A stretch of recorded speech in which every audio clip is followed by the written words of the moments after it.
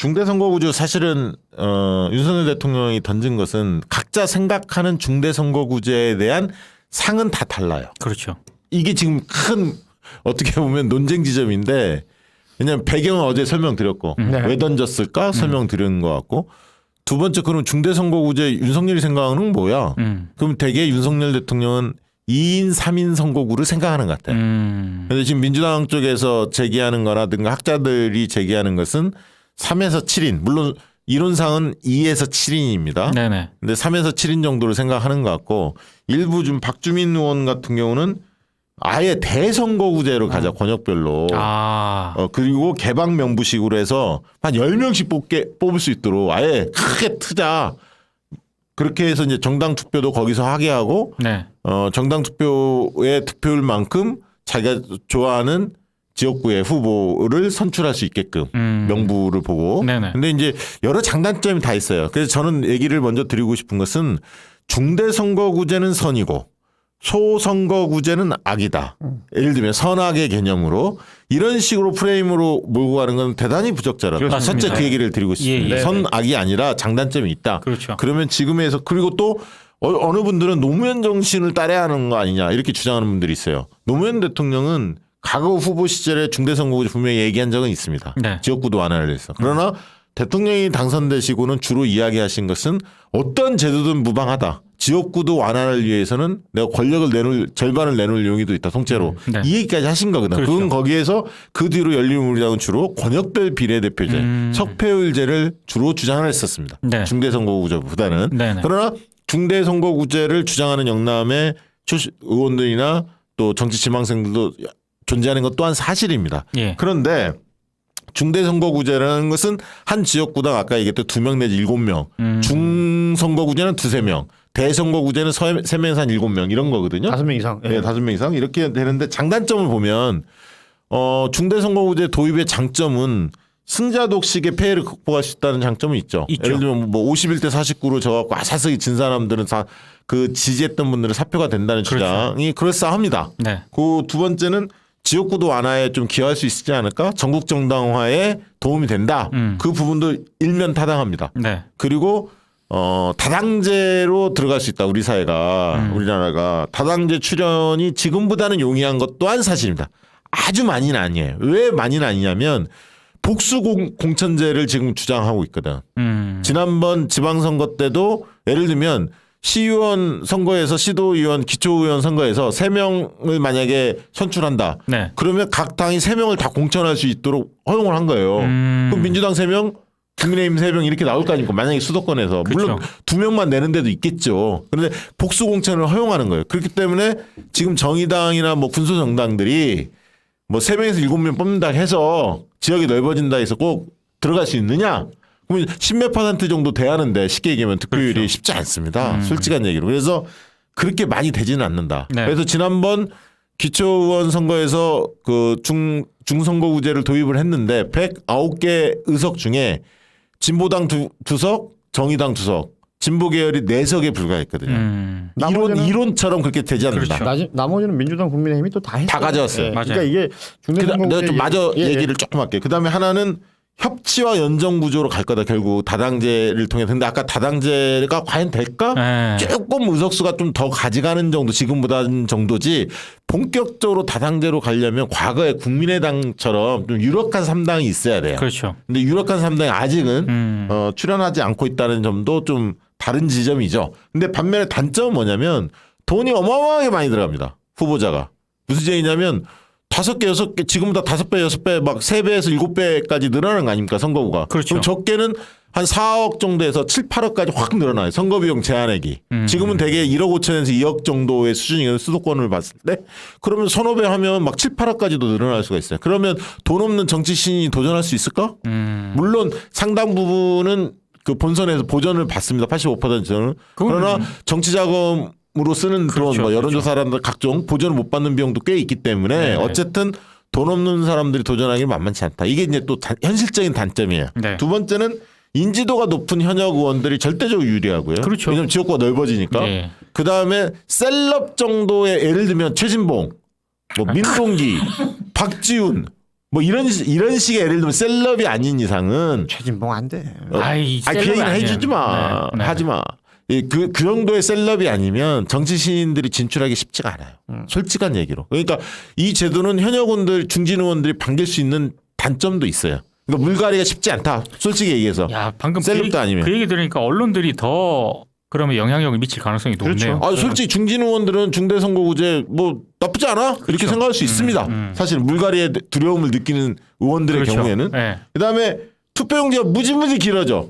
만약에 6명, 7명 뽑는 선거구가 됐다고 쳐봅시다. 그럼 여야 하면 14명에다가 양당에 정의당 뭐 무소속 막 이렇게 나오잖아요. 한 30명. 20명. 30명 가까이 되겠네 진짜. 투표용지에 30명이야. 네. 고르기도 만만치 않아. 그리고 수개표해야 돼. 기존의 개표기 어떤 데는 막 그렇죠. 50명, 40명이 될 수도 있어. 이게 중대선거구제 하려면 어떤 지역 같은 경우는. 네네. 그러면 기존의 그 자동 개표기 불가능해. 수개표로 넘어가는 거야. 예를 들면 그런 것들이 다 고민해야 하고 특히 이제 농어촌 지역은 5개 복합선거구 이런 지역도 있거든. 지금 현재도 수성구제지만 인구가 얼마 안 돼서 인구가 소멸되고 있잖아요. 그럼 중대선거구제 하면 8개, 9개까지 시군이 합쳐지는 경우도 생길 수도 있어요. 그러면 이제 진짜 무슨 권역으로 들어오지 그 시군 명의를 연명해서 할 수 있는 선거구가 안 돼. 현실적으로 불가능해. 네. 지금도 4-5개 합쳐 강원도도 한 4-5개 합쳐서 하잖아 이미. 하고 있잖아요. 그런데 많죠. 예. 그럼 8개, 9개 합쳐지는 거예요. 그러니까 실제로 농어촌에서는 쉽지 않은. 그리고 그게 소지역주의가 발동될 가능성이 많아요. 지금도 발동되거든. 소선거구, 그렇죠. 복합선거구에서는. 네. 그렇죠. 근데 중대선거구도 그럴 가능성이 있어요. 여전히 상존하는. 그래서 그리고 또 영남 기반의 정당 현실적 유리해. 호남보다 의석수가 많으니까. 그렇죠. 왜냐하면 수도권은 양쪽이 나눠가진다고 봐야 돼. 현실적으로. 만약에 수도권에서 4인 선거구가 많다. 만약에 그렇게 채택이 되면 두 당이 2명씩 거의 가져가고 강남권에서는 오히려 국민의힘이 유리할 수도 있고. 물론 민주당이 텃밭에서 민주당이 세석이 가져갈 수도 있죠. 근데 크게 보면 거의 반반이 가져갈 거예요. 냉철히 보세요. 반반이 가져간다고 봐야 돼. 그럼 영남에서는 민주당이 몇 석은 더 가져갈 수 있죠. 그렇죠. 호남에서는 또 몇 석을 국민의힘이 가져갈 수 있지만 의석수 자체가 영남이 워낙 많기 때문에 국민의힘이 다소 유리할 수밖에 없다. 그래서 중대선구제를 민주당이 채택한다는 의미는 기득권을 크게 내려놓는다는 전제가 깔려 있어야 돼요. 물론 선거 지형이 그럼 꼭 민주당이 유리하냐 다음에 수성구제 할 때 이렇게 이제 반문할 수도 있겠으나 네. 현실상 윤석열 정권에 대한 비판 여론이 상당히 높은 점을 감안한다면 네. 민주당이 사실상 유리할 가능성이 있잖아요. 정권 중간 평가 성격이기 때문에 총선이라는 것은 이제 그런 면에서 중대선거구제를 받아들인다는 얘기는 민주당이 그만큼 전국정당화에 대한 의지를 가지고 요 부분들을 전향적으로 받아들이는 의미가 있는 거죠. 만약에 의석수는 손해볼 거예요. 분명히. 그걸 감수하겠다라는 그런 어떤 당내의 의견들이 모아져야 돼. 근데 이제 이게 넘어야 할 사안은 뭐냐면 촛불이야. 촛불 민심이 저는 가장 어렵다고 봐. 무슨 얘기냐면 촛불 집회에 나오는 분들은 윤석열 퇴진을 주장하고 있어. 빨리 의석수를 200석 넘겨서라도 민주당이 예를 들면 야당이 200석 넘겨서라도 빨리 윤석열 퇴진을 시키고 싶은데 이렇게 네. 간다면 윤석열 정권이 안정화될 가능성이 높아요. 일당이 될 가능성이 현실적으로 높아. 차기 총선에서. 네. 과연 그것을 촛불 민심이 용납할까? 이런 부분을 설득해내야 돼. 정치개혁 의지를 가지고. 그러나 아까 중대선거구제가 꼭 다 장점만 있는 것이 아니기 때문에 그래서 지금 고민되는 거는 민주당 내에서는 중대선거구제를 주장하는 분도 있고 여전히 소선거구제를 주장하는 분도 있고 소선거구제를 하되 비례대표를 과거 민주당의 당론이 권역별 비례대표, 삭별제 요걸 도입을 관철을 시켜서 지역구도를 좀 완화시키자. 전국정당의 기틀을 좀 마련하자. 물론 부족하지만 그렇게 가보자. 점진적으로 이렇게 주장한 분들도 꽤 많습니다. 네. 그래서 이제 그건 내부에서 이제 논의가 치열하게 좀 이루어질 것 같고요. 뭐 대략 설명 이렇게 좀. 근데 중대선거구제 논의에서 예. 의원을 뭐 늘리는 방안, 네. 전체 의석수. 전체 의석수를 늘리는 방안, 이것도 논의를 해야 되는 거 아니에요? 당연히 논의하죠. 논의하는데 아마 그거는 대통령이나 여야가 합의를 해줘야 하는데 분명히 비례대표 늘리는 문제에 대해서는 늘 국민의힘이 소극적이었어요. 과거에도. 그렇죠. 그래서 저는 실제 쉽지는 않을 거고 문제는 지금 중대선거구제만 지금 이슈로 올라왔는데 사실 중요한 게 이제 김지표 의장이 개헌 얘기를 꺼냈거든요. 그렇죠. 그럼 원포인트 개헌 의제 중에 가장 강력한 것은 4년 중임제와 결선투표제예요. 그렇죠. 대통령 선출 방식. 이 부분은 반드시 민주당이 관찰을 해야 합니다. 사실. 그래서 다음 총선 때 국민투표에 붙이면 되거든. 네. 원포인트 개헌의 의제를. 그래야 실제로 그런 그 윤석열 대통령이 정치개혁에 의지가 있는지 없는지를 시험할 수 있는 바로미터가 저는 4년 중임제 그리고 결선투표제를 받느냐의 문제예요. 왜냐하면 이거는 시민사회적으로 다 동의하는 문제거든. 네. 물론 내각제를 주장하는 분들이 있지만 되게 결선투표는 정의당도 반기는 거고 그래야 뭐 예를 들면 정의당 쪽 후보가 나오더라도 민주당 쪽으로 넘어가지 않고 예를 들면 소신 있게 찍을 수 있고 결선투표로 가면 되는 거 아니냐 이렇게 정의당도 생각할 수 있는 거거든요 사실은. 그래서 이 부분이 굉장히 중요한 의제다. 그래서 민주당이 그걸 들고 나와야 한다. 저는 개인적으로 그렇게 보고 그래서 대선 총선에 관련된 선거 이슈들, 제도개혁 이슈를 다 함께 다뤄야 한다고 보는 거고 그다음에 이제 민주당 무엇보다도 정당 혁신, 정당 문화를 개혁해야 하는 게 있죠. 왜냐하면 공천 혁신. 어떻게 공천할 거냐. 그리고 당원권을 어떻게 강화할 거냐. 인재를 어떻게 육성할 거냐. 이런 부분들에 대한 획기적인 방안들이 좀 나와야 합니다. 그래야 물갈이 진짜 가능할 수 있도록 현실적으로 지금 경선 방식으로 시스템 경선을 합니다만 현역들은 절대적으로 유리하거든요. 그렇죠. 이 부분들을 합리적으로 납득할 수 있게끔 어떻게 바꿔낼 수 있지? 이런 부분이 아마 당원들은 더 관심이 많을 거예요. 그래서 자긍심이 느껴지는 매력 있는 정당으로 민주당이 좀 거듭났으면 좋겠다라는 그런 욕구를 충분히 채워줘야 한다는 거죠. 그거를 토대로 제도개혁까지 나가야지 제도개혁 뭐 중임제가 4대 저 중대선거구제 만내 뭐 권역별 비례 이것만 막 싸우는 건 정치인들의 관심 사항이지 일반 국민이나 당원이나 지지자들은 별로 그렇게 그닥 관심이 없습니다. 그렇게 덥석 물면 그 부분을 덥석 물면은 프레임에 말리는 거죠. 그렇죠. 그러니까 네. 아까 4년 중임제나 결선투표제 큰 틀에서 그건 관심이 있거든. 대통령 그렇죠. 선거는 뭔지 아니까.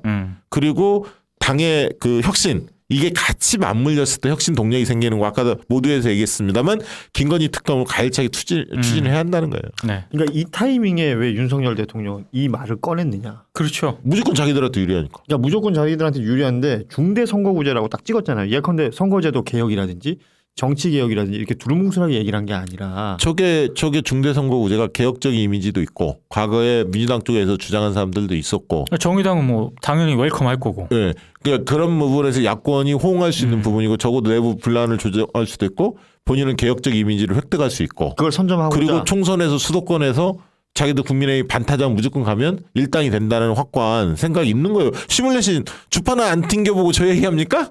다 튕겨봤지? 그리고 조선일보가 오늘 보도한 거를 보면 진짜 묘하게 썼습니다. 그러니까 이를테면 비명계 의원들이 그러니까 굉장히 웰컴을 하고 있다라고 해서 그 목소리를 반영을 했어요. 지금 이제 군불 떼는 거죠. 그러니까 보수 민주당 언론들이. 그러니까 안에서의 이게 내분. 뭘 노리는가가 나오잖아요. 나오죠, 당연히. 그러니까 민주당 대통령이 이제 쏘아 올렸고 어쨌든. 그런데 여기서 밀어붙여서 민주당이 어차피 지금 김진표 국회의장도 개헌 얘기까지 나오거든. 그러면 지난번 우리가 거의 모아진 게 원포인트 개헌 얘기가 나왔잖아요. 그게 이제 권력 구조만 바꾸자는 거예요. 개헌하려면 내용이 너무너무 많기 때문에 대통령 선출 방식만 바꾸자. 4년 중임제 그래서 결선투표제 도입하는 원포인트 개헌을 하자. 그거를 총선 때 국민투표로 붙이면 돼요. 예를 들면 붙이고 그게 통과가 되면 그 다음 수순은 뭐냐면 그러면 주기를 일치시켜야 하거든. 대통령 임기가 4년이면 윤석열 대통령이 임기를 1년 단축시켜서 2026년에 지방선거 할 때 대통령도 새 대통령 뽑을 수 있도록 가자. 그럼 당신이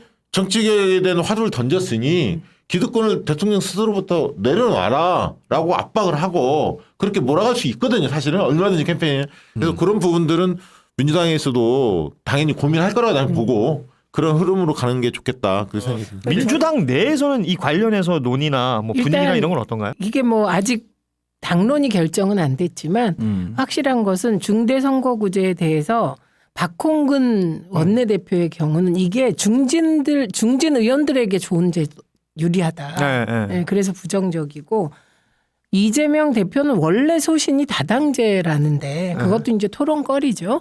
그런데 권역별 비례대표 쪽으로 더 관심이 많습니다. 권역별. 일단 지도부는 그렇고요. 이게 지역구도 완화의 현실적 방안으로 권역별 비례제를 과거부터 민주당에서 주장해 왔죠. 그런데 내부 이렇게 보면 네. 다선 중진 의원들 중심으로는 찬성이 많은 것 같습니다. 그리고 조홍천 의원도 찬성하고 있더라고요. 네네 그렇더라고요. 예, 그런데 그러면서 얘기하는 게 중대선거구제를 반대하면 기득권자인 것처럼 얘기하는데 기득권 없는 저 반대합니다. 네. 아니 시민들한테는 사실 중대선거구제는 무덤이죠. 무덤이에요. 왜냐하면 알릴 수 있는 수단도 별로 없는 데다가 워낙 넓어지기 때문에 네. 참 어렵습니다. 돈도 어마어마하게 많이 들고요. 근데 지금 지형은 김진표 의장이 가장 적극적이십니다. 예, 그리고 전해철 의원이 이사장으로 있는 민주주의 4.0. 네. 예, 거기가 권역별 비례대표제와 중대선거구제를 같이 논의하자 이러면서 긍정적으로 네. 호응하고 있고 이인영 의원이 오늘 공식적으로 그 자민련 꿈꾸냐 일본 자민당 꿈꾸냐 그러면서 반대 의사를 밝혔어요. 그러니까 그거는 더 좋은 미래나 개혁그룹이 반대한다는 네, 의미죠. 그리고 김두관 경남 도당위원장도 반대했고요. 예. 그다음에 뭐 김경엽 의원이라든가 목소리를 좀 내고 있죠. 윤건영 의원도 뭐 개인적으로는 중대선거구제에 대한 좀 비판적이고 다른 방식으로 지역구도 완화에. 예컨대 진짜. 중대선거구제가 되면 과거에 오창석 같은 인물들이 도전할 수 있습니까? 아니 그러니까 이런 그럼 저한테 예를 공천 안 들면- 줬겠죠. 아니 말하는 될 만한 판이었으면 저한테 공천이 안 왔죠. 정치 평론하는 사람 중에 셀럽 스타일이 신인이 도전한다고 그런 분들은 극히 외적이잖아요. 근데 네. 그런 분들은 좋을 수도 있죠. 그러나 대다수 정치 신인들은 굉장히 어려워집니다. 솔직히 얘기하면 저 같은 사람은 유리한 겁니다. 맞아요. 많이 맞아요. 알려진 왜냐하면 얘기죠. 저는 우리 지역구에 출마를 2번이나 했고 사람들이 미안해하는 사람이고 이름 알려진 사람이잖아요. 그렇죠. 유리합니다. 근데 정치 신인들은 중대선거구제 하에서 1번 공천을 줘도 상대당에서 유명한 사람이 한 2명 나와버리면 떨어집니다. 그렇지. 네, 그래서 중대선거구제가 무슨 신인들의 등용 요구, 뭐 그 현역 의원들이 기득권 때문에 반대한다 이 말 그 함부로 말은 하시면 안 되고요. 저는 그 말은 어폐가 있다고 보고요. 다만 이제 중대선거구가 가진 장점도 있거든요, 분명히. 예. 그래서 각 소선거구제가 문제점도 있고 장점도 있고 마찬가지로 중대선거구제도 문제점도 있고 장점이 있는데 마치 중대선거구제가 선인 것처럼 그리고 연동형 비례제도 마찬가지로 저는 연동형 비례제가 바람직하다고 주장하는 긍정적 측면도 있고 또 문제점이 현실적으로 존재하는 것도 있거든요. 네. 이 그런 부분들을 그 똑같이 올려놓고 평가를 하고 논의를 해야지 마치 프레임을 딱 잡아놓고 시작하면 그러니까 건전한 논의가 이루어지지 않죠. 아니죠. 제일 나쁜 건 중대선거구제를 반대하는 게 기득권 유지하기 위해서다라고 해놓고 반대 여론을 봉쇄하려는 그렇죠. 태도예요. 근데 이거 봉쇄되지 않습니다. 이거는. 왜냐하면 그 말 자체가 틀렸기 잘못된 때문이고 말이죠. 소선거구제의 가장 큰 문제는 사표입니다. 사표. 그렇죠. 그러니까 5,000표 얻은 사람하고 4,999표 얻은 사람이 있으면 5,000표가 당선되고 4,999표가 사표가 되잖아요. 네. 근데 중요한 거 여기서. 그러면 사표가 가장 많이 나오는 선거는 어떤 선거일까요? 대선입니다. 그런 식으로 따지면 사표 방지를 위해서 그 국민들의 유권자의 나머지 유권자 사표되지 않게 하려면 그거는 대권부터 손봐야 되는 거죠. 결선 투표 사년 중임제 네. 원포인트 개헌해야 하는 거죠. 당연히 이번에. 네. 권력구조 개편 같이 가야 됩니다. 맞습니다. 쇼핑으로 응원하자 박시영닷컴